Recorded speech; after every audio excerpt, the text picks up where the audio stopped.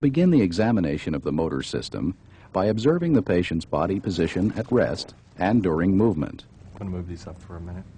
Also, watch for involuntary movements. Can I see your hands? Next, assess muscle characteristics, beginning with muscle bulk. To do this, carefully inspect the muscles of the shoulders, arms, hands, thighs, and legs, noting any atrophy.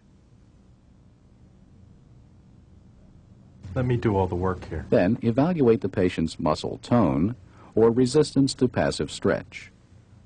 Encourage the patient to relax.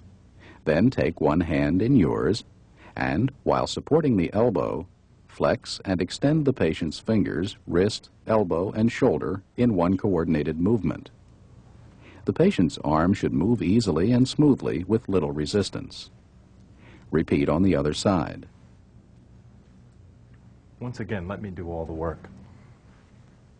To assess muscle tone in the legs, extend the patient's leg at the knee and move the foot up and down at the ankle. Note the patient's resistance to your movements. Assess muscle strength using force compatible with the patient's strength. Usually, the patient's dominant side is stronger than the non-dominant side. Begin by testing flexion and extension at the elbow by having the patient pull and push against your hand. Straighten it out, push away. Bend your fist back. Next, test extension of the wrist. Make a fist.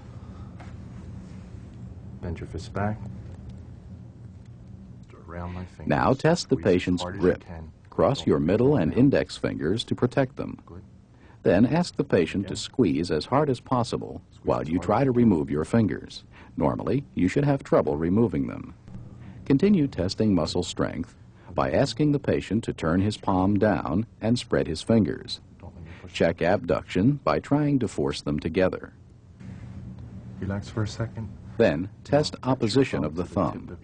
To do this, ask the patient to try to touch the tip of his little finger with the thumb while you resist the movement.